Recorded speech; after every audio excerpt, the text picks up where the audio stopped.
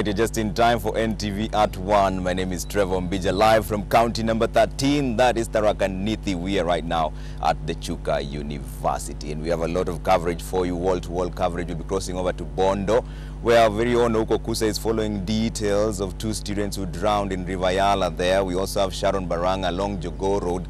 There's been a bit of a standoff there. Residents in Nairobi have been walking to work and to church as well, following the strife by matatu operators regarding the implementation of the Michuki rules. Kennedy Murray is joining us from Chogoria Market, that's within the county where we are as we stand. It's the oldest market there. There's been a bit of a renovation. We'll cross over to him to find out the latest. And Ida Waringa will be joining us for the latest in the sporting world in Nairobi. Let's cross over straight in Nairobi, where residents in various parts of the capital this morning encountered hardship in finding public transport as police moved to enforce the Michuki rules as recently ordered by the Interior and Transport Cabinet Secretary following several tragic accidents involving public transport vehicles.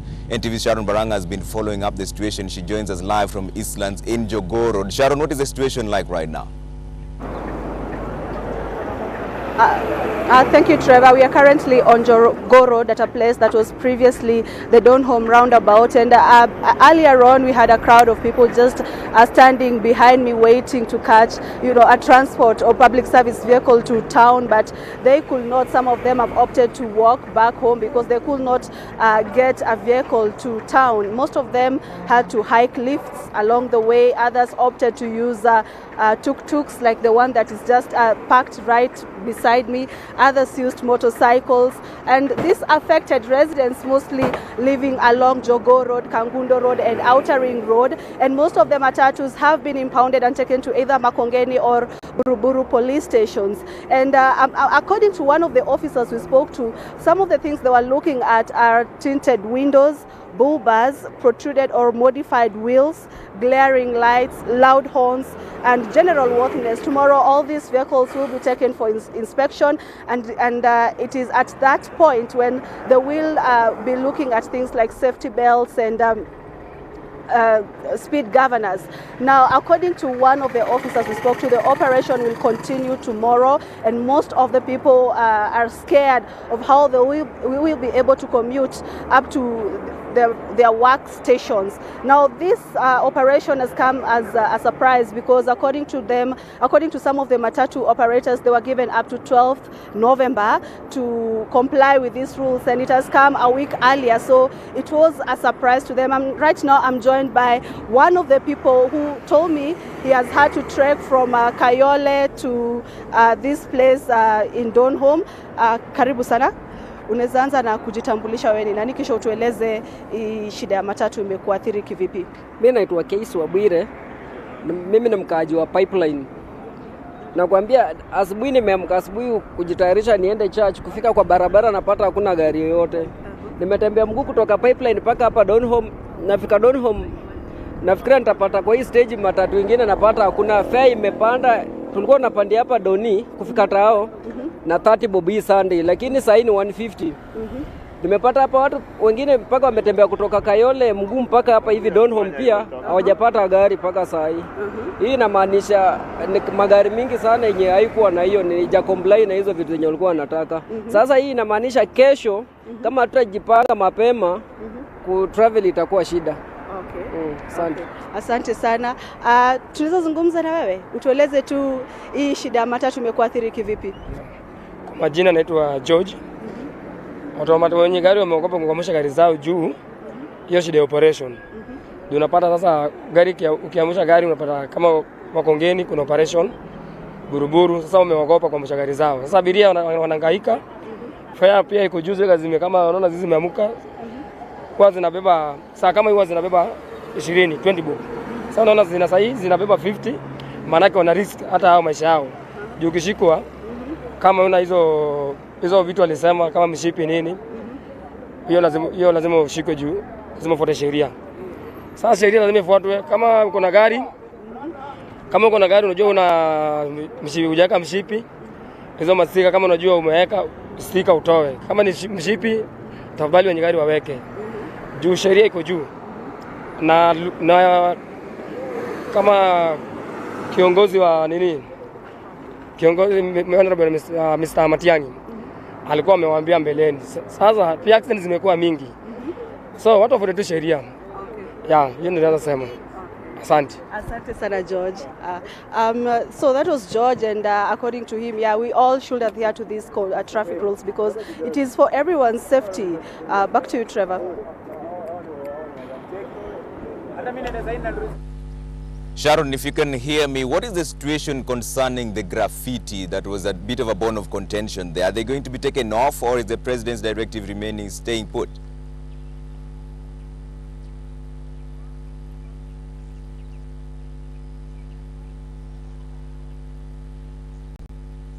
All right, that's Sharon Baranga speaking to residents there just to find out their frustration. There's been a bit of a push and pull concerning the implementation of the Michuki rules that's happening. The PSV is a bit strife there. Residents in Nairobi had to walk to work, and those who are also going to church were doing the same thing. It's been a bit of a concern because they want the implementation of the rules that were implemented by the former transport minister, that is Michuki, who is now deceased. And the main concern there is that they want to make sure that the road carnage that was in the country goes down. In fact, one of the main things that's also happening in where we are in the Tharaka Nithi area is the Nithi Bridge. It's also been an area of concern. We'll be crossing over there to find out what the concern is and how it's going to be fixed going forward.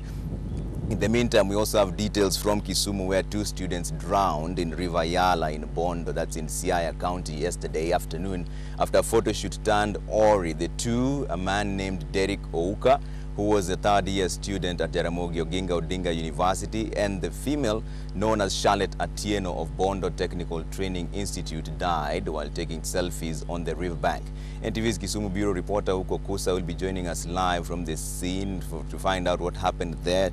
That's also one of the places we're crossing over to. We have Kennedy Mureithi, who is in Chogoria. Chogoria is within Tharaka Nithi, and that is by far the oldest town within this area. It's also the gateway to Mount Kenya because tourists prefer to go through that area. The county government has been focusing on trying to upgrade the market there, but there's been a bit of mixed reactions. Mureithi, what's the latest from where you are? Well, thank you very much, Trevor. We are in Chogoria town, where you have indeed said this is one of the oldest towns in this Tharaka Nithi county, and this is where the missionaries first came. That is many years ago when they were trying to preach the gospel, and this town has so much history with it. And with regards to what is happening in this town right now is that the county government is in the process of upgrading this town and making it and giving it a national status.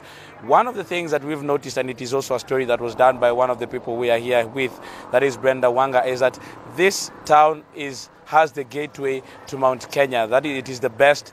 It has the best gateway. I remember last year or early this year, the Minister for Tourism, that is CS Najib Balala, actually came here and commissioned the Chogoria gate to the Mount Kenya. It is one of those towns that has experienced so much, and probably my cameraman Dixon could be able to show. And one of the things that is happening right now is that even the county government of Tharaka Nithi is giving it a facelift, and those are some of the markets that it is building, and actually even putting cabro so that the traders who are on the streets are given a better place where they can work from. It is something that has also received some resistance from those people who believe that the county government has not consulted enough, and that is what we're getting on the ground. And this market, it is one of the things that it is going to happen in the whole town. Probably later when we'll be giving you a story, we will be showing you some of the things that are being done. And one of this is the things that is happening right now. And these are some of the traders who are trying to be removed and being moved into the modern markets that are modern shops that are being done. Also, another thing that we've also realized is that the county government is also in the process of building bus parks in most of these towns and giving this town just that touch that has not been felt before. And also one of the biggest referral hospitals in this region, that is the PCEA Chogoria Mission Hospital, is at this particular point, and it is one of those hospitals that serves the whole region, that is the 3 constituencies, and also people from Meru. But right now I'm joined by one of the traders in this town just to get a feel of how has it been, how is everything in this town. Habari gani? Nzuri sana. Unaitwa nani? Naitwa Peter Kilemi. Na hii town ya Chogoria iko vipi? Kuna maendeleo ambayo tunaona. Je, nyinyi mnahisi vipi, na kama serikali ya county inatekeleza haya kama vile mnahitaji? Tumeona tangu Muthomi aingie huku kama gavana wetu ameendelea sana na natufanyia kazi nzuri. Ndio amejengea watu nyumba ya kukaa kufanyia kazi. Sasa ile kitu tungeomba ni atuwekee kavlos, atuongezee soo ingine pande ya juu na pia atuwekee sewage. Ya Chogoria tunataka sewage iwe safi kuliko vile ilikuwa. Sasa na kitu kingine ningeomba ni atuongezee nyumba ili watu watosee juu. Kama mimi nafanyia kazi nje na sioni kama nitapata kanyumba hapo ya kufanyia kazi. Ukisema kwamba kuna vitu ambavyo havijaendelea kama hiyo maneno ya choo na hiyo maneno ya sewage, hiyo shida imekuwa tangu kitambo? Hiyo shida imekuwa tangu kitambo na imekaa sana, lakini kama tayari tumeshajengewa soo moja hapo, lakini tunataka ingine tuongezewe. Kwa hivyo hii maneno ya kutengeneza hii duka mnaifurahia? Tumeifurahia sana, lakini tungeomba aongeze nyingi kuliko zile ziko. Well, Trevor, those are some of the sentiments that we are getting from here in Chogoria town, which is getting a facelift. It is actually one of the biggest towns here, so that it serves the people of Mara. There are 3 constituencies in this county, and all of them talk and are getting services as they come. That is courtesy of the county government of Tharaka Nithi. But right now, that is just a feeling. But we'll be preparing a story for later, for 7 and 9 o'clock, whereby we'll be showing some of the things that are being done to change it. And also that route that is the one that is being used by most tourists as they come into the Tharaka Nithi County, all the way as they hope to get onto the top of Mount Kenya. It is the best that is there at this particular moment. Back to you, Trevor, at Chuka University. Thanks, Ken. That's Kennedy Brady speaking to us from Chogoria. Let's talk about some sad news here in Kisumu area. 2 students drowned in River Yala, that's in Bondo in Siaya County yesterday afternoon after a photo shoot turned awry. The two, a man named Derek Ouka, who was a third-year student at the Jaramogi Oginga Odinga University, and a female known as Charlotte Atieno of Bondo Technical Training Institute, died while taking selfies on the riverbank. NTV's Kisumu Bureau reporter Uko Kusa is at the scene of the mishap in Bondo for the latest on the tragedy. Uko, what more do we know? Yes, Trevor, as we speak now, rescue mission is currently underway. Actually, they are searching for the body. They're not actually, it's not a search, but it's a search for the bodies of the 2 students who accidentally fell into River Yala yesterday at around 2 p.m. as you mentioned there, and drowned. That incident happened just somewhere around there.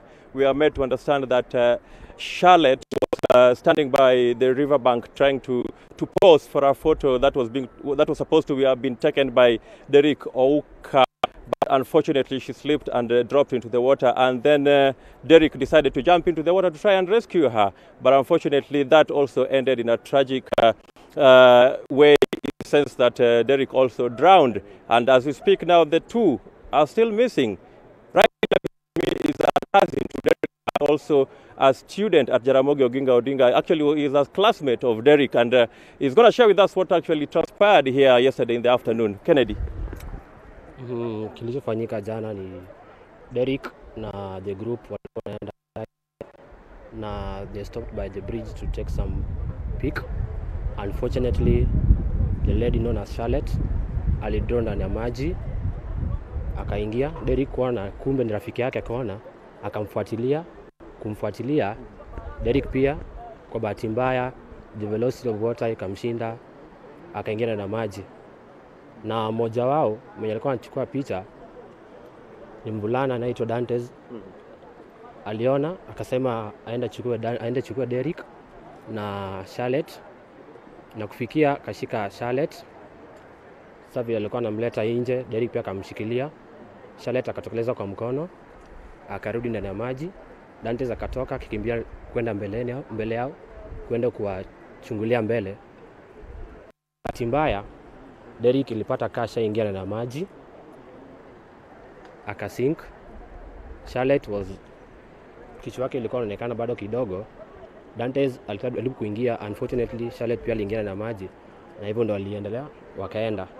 Sasa hizi tuko hapa as family members, as friends, as comrades, and all of us are trying to see kawa watapata mwili ya Derek na Charlotte. Kwa wakati huu hatuna habari yoyote kama mwili hizo zishapatikana, na tunaomba kwa Mwenyezi Mungu Sisi tulikuwa hapa jana kuanzia 3 PM hadi 4 AM. Tumekuwa hapa na bado tuko hapa na tutazidi kukua hapa hadi mwili ya Derrick na Charlotte patikane. Saa hizi tunaongea, tunasikia maneno mingi, hatujapata habari kuwa Derrick amepatikana na Charlotte patikana pia. Okay, nashukuru.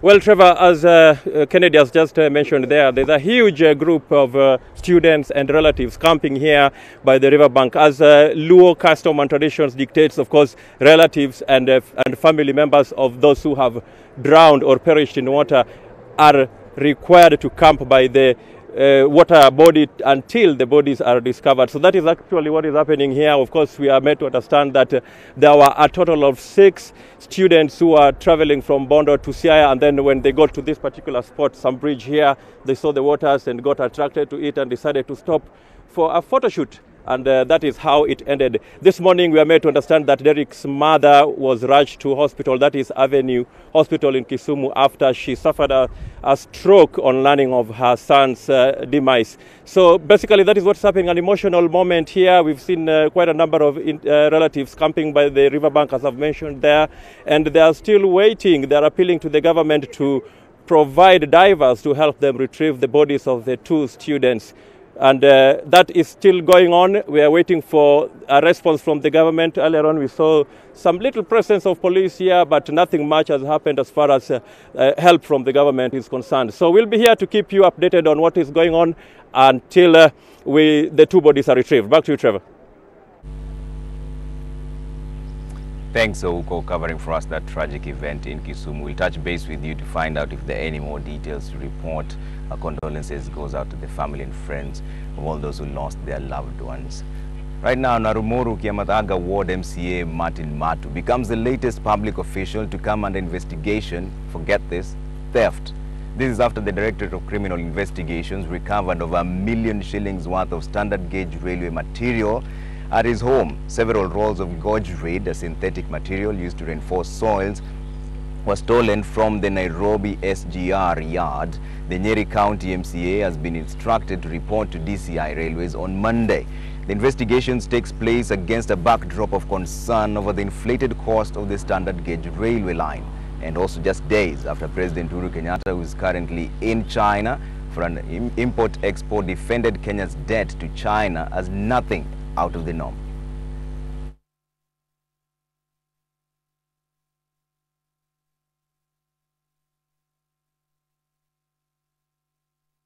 And away from that, Muslim leaders from different parts of the country under the umbrella of National Muslim Leaders Forum, that's NAMLEF, have decried corruption, which they say consumes more than 1/3 of the country's national budget.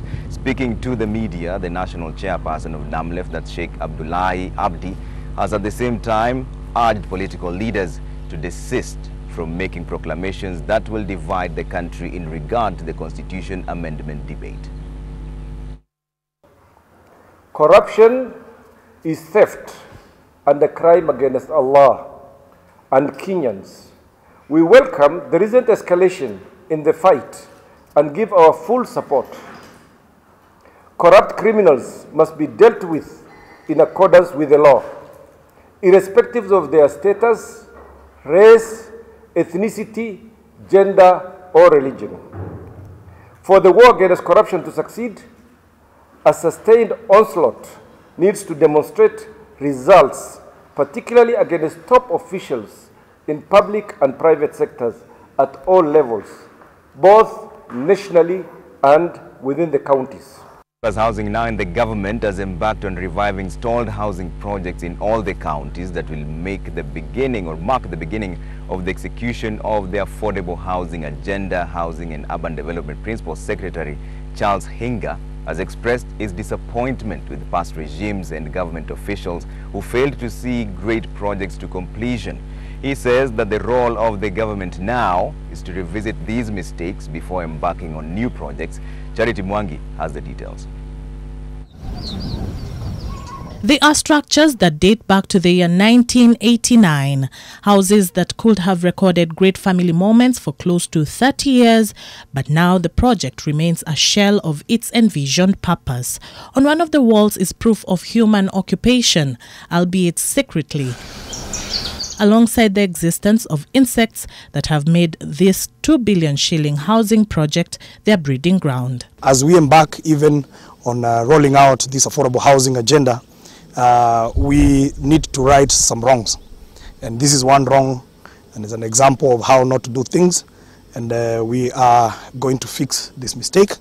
And in a few months, this will be a beautiful estate, giving priority to our staff at national government. Members of the public stand to benefit should the 203 units remain after government officials get settled in. Housing and Urban Development Principal Secretary Charles Hinga took the opportunity to shed more light on the affordable housing agenda by the Jubilee government, saying that the project will seek to set and maintain high standards in construction and incorporate supplies from within the country. It's a beautiful program. It has opportunities for every Kenyan. Opportunities on the supply chain. We have stripped the house to the bare components, doors, windows, locks, sockets, and we have standardized those things. Whether you're here in Makueni or in Voi, where we were about an hour ago, or in Homa Bay, affordable housing door is going to be the same size. The PS says that the project will stimulate the economy, as many Kenyans will benefit in employment and in servicing the project by providing food for the workers and also supply of equipment and protective gear. The government intends to roll out an 11 billion shillings urban development grant following the passing of the same in the Senate to facilitate the urban planning and infrastructure development in the counties. Charity Mwangi, NTV. Talk about a bit of politics now, and opposition leader Raila Odinga has reassured his supporters that his new role as African Union High Representative will not deter him from practicing politics wherever he will be. Some leaders who accompanied him as well said that he should not be alienated because of the role that he's been given, because he's still one of the political leaders in the country. Listen in. Opposition leader Raila Odinga this weekend was at Nyangera village in Yimbo, Siaya County, attending the burial of William Okello, brother of Nation Media Group director Mr. Francis Okello. Odinga says he will continue to engage in local politics despite his new role as the AU's special envoy for infrastructural development in Africa. Kuna Brunaka, hadi Addis Ababa, hadi Lagos, Nigeria, hadi South Africa, hadi Egypt, my main base, Mati, Nairobi. A section of leaders, especially those allied to Deputy President William Ruto, had asked the former Prime Minister to concentrate on his new role and keep off politics. Raila is a politician by blood, and he cannot retire. Anybody who wishes him retirement is actually daydreaming. Raila is there to stay in politics, and he is not a creation of a dynasty. Elsewhere, ANC party leader Musalia Mudavadi has called on leaders to stop using the referendum debate to divide Kenyans. Siyo referendum ya watu wawili, ama ya kabila mbili, ama ya watu watatu, ama ya kabila tatu. Tunataka iwe katiba ambayo itasimamia manufaa ya Wakenya wote. At the same time, Coast leaders held a forum to collect views from the public and business people on issues they want captured in a meeting with the Building Bridges Initiative Task Force. Tusikize maono ya viongozi wa kutoka mashinani. Ndio sisi tukisimama katika majukwaa tuwe tuzungumza mazungumzo ambayo mtu aliyoko mashinani yayafahamu na yayakubali. In a week's time, the task force will start visiting the 47 counties to collect views from the public. Vincent Odur, NTV. Staying with politics, a group of Kamba leaders have united in what they say is a bid to support Wiper leader Kalonzo Musyoka ahead of the 2022 presidential poll. Speaking during a funeral ceremony in Tala, Mavoko MP Patrick Makau, Matungulu MP Stephen Mule, and former Senator Johnson Mudama stated that Kalonzo Musyoka was to govern the country. The leaders said that they would push for unity of the community to ensure that it spoke in one voice. Kama jamii ya Wakamba haiko ndani. Na nitataka kusema hivi. Tutasimama na kiongozi mheshimiwa Kalonzo Musyoka, ili tuhakikishe ya kwamba tumekomboa hii nchi kutoka ukoloni mamboleo ya watoto ambao walizaliwa kutoka familia kubwa. Kwa hivyo ukisahau na kuacha Kalonzo nje ya mipango ya kuunda serikali itakayokuja Kenya, I want to tell those who are involved with those arrangements, they should completely forget their dreams.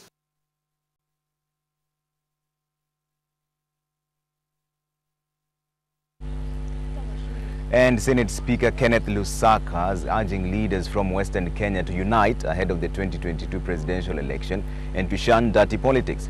He was speaking during the memorial of Trans Nzoia MP Janet Mangabo's late husband. He stated that in order for there to be unity, there is need to despise the small political parties and form a united front that will unite everybody.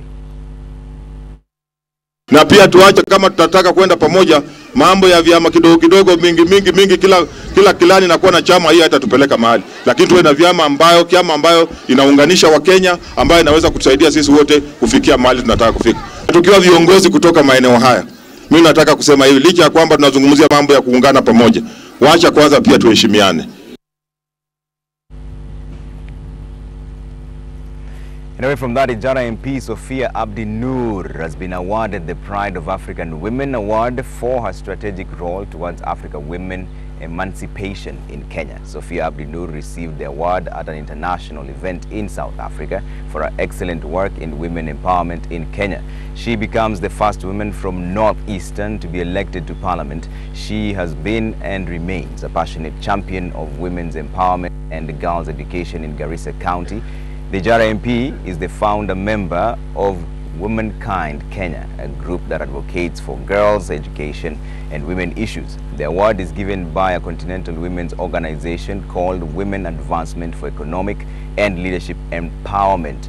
Other participants of the awards included former President of Tanzania, Jakaya Kikwete, former First Lady of Namibia, and other 5 women ministers from different African countries.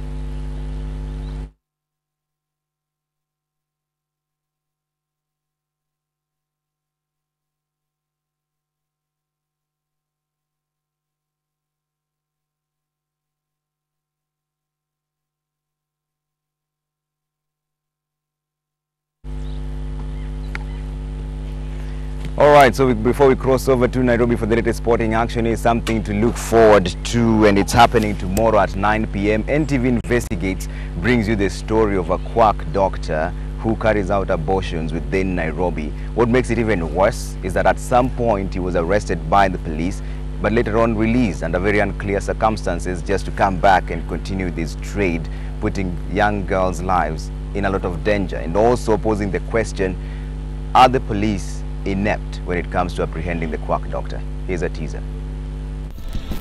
He was accused of raping his patients. Anaadmit wanawake sana and then anawa overcharge, analala nao huko kwa x-ray room. Thorough inquiry we will definitely reveal this. After he was exposed, he went into hiding.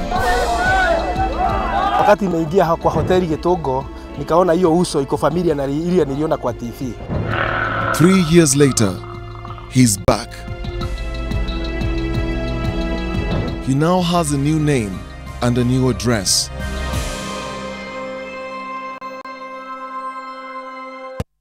Niaje, want to invest in a biashara that will take your hustle to the next level?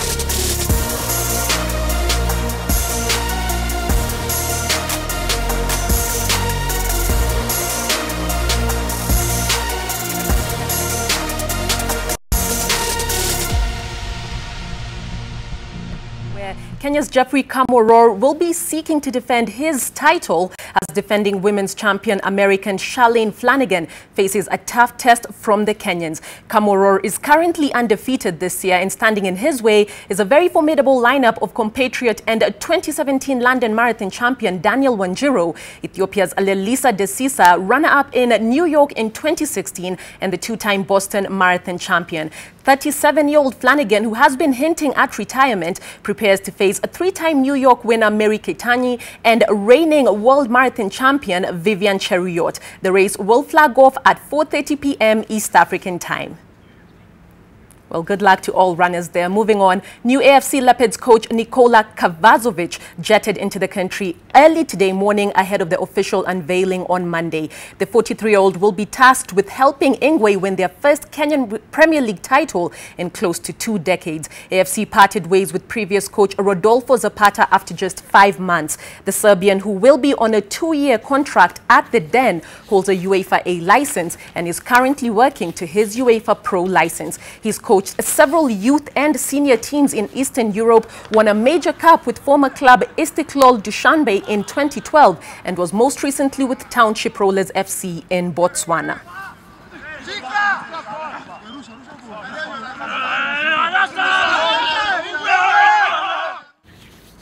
Moving on, the Ghanaian national women's football team is set to jet into the country today afternoon ahead of their international friendly match against Kenya's Harambee Starlets. The game, which will be played on Wednesday at Kasarani, will be the Starlets' third friendly so far in preparation for the preparation of the upcoming African Women's Cup of Nations. Now, all this amidst reports that Starlets may be forced to break camp due to insufficient funds, with claims from sports PS Kirimi Kaberia this week that the much-awaited sports fund valued at 12 billion will be released this month. While the tournament slated for November 17th has seen the Starlets pulled in a tough Group B consisting of defending champions Nigeria, South Africa and Zambia.